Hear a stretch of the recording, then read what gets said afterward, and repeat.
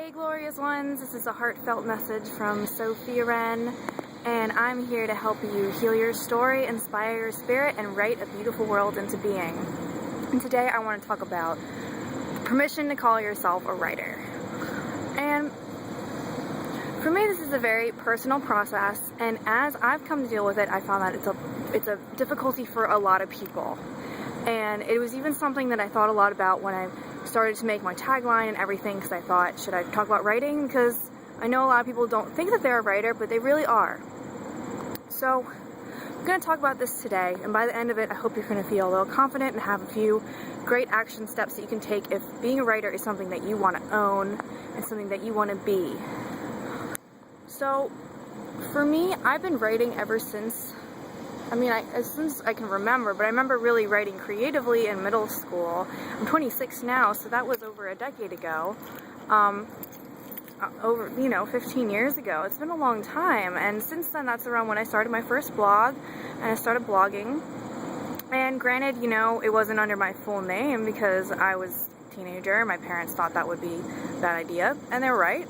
It's pretty emotional stuff, but it's all a process of getting your voice down, understanding what kind of audience you want to connect to, figuring out how to get people to stick around long enough to read it. There's a whole lot of blogs out there that you can look at the hits. No one's been on there.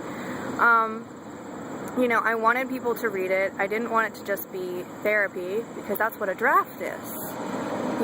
Being a writer, it's also about the connecting to other people, the communication part.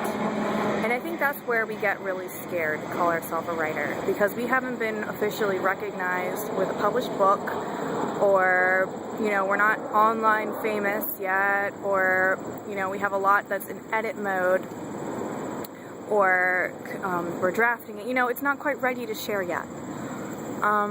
Or there's lots of other kinds of writers. There are people who write letters all the time, people who write personalized cards for people on their birthday every year, or that's what people used to do in Jane Austen's time. Is there would be really great writers, and you'd find a lot of the women's work in letters, because they weren't published as much.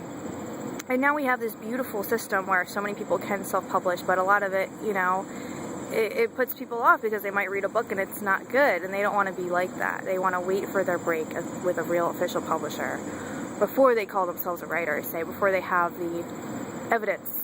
It's really all about evidence. Feeling like we gotta prove to other people that we do this thing all the time.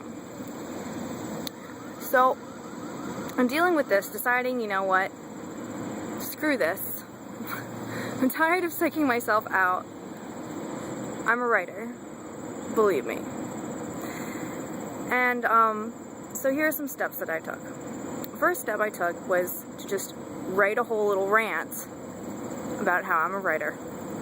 Second step was to share that rant with people who know me, hold me accountable, to be like, look, don't let me say that I'm not one, okay? Don't let me pretend like that's not a really big deal for me. That's not it's not like my purpose, And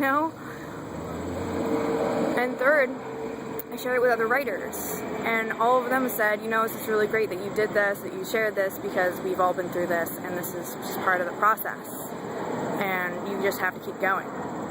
And when you hear that from other writers, then, they're the ones that know what a writer is. Everybody else, they can say, but you don't have a book published yet. Whatever. That's not what writing is. I didn't say I'm a book writer, I said I'm a writer. And I think the last thing, if you really feel necessary, is to provide some evidence. So I've decided to release a short story that I absolutely adore, and that I've been waiting to find a home for some time. It's a really short piece. It's like only 2 pages or so, but I think it's awesome. And I have held back because it's a little risque, a little unusual for someone to write, and it has a little romance element between 2 women, and I am a woman who has been with a man for the last 2.5 years plus relationships. It's a little odd, right? But I just think women are beautiful, and so anyway, I think that you should read the story. It's very surreal and different than anything else I've read, and I really like the poetic nature of it. Short stories are a really great thing to write if you just want to get something out there and show people what your style is like. Or you could do an excerpt from something you're writing.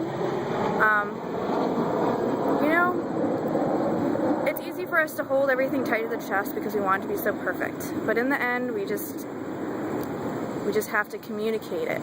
We have to connect it. And that's the final step of every writing experience.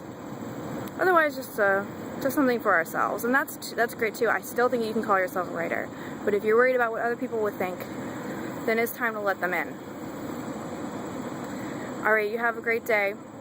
Own your writing abilities. And if you need anything, please send me a message on Facebook or Twitter. Sophia Wren, SOFIAWREN on both of those, and you can reach out.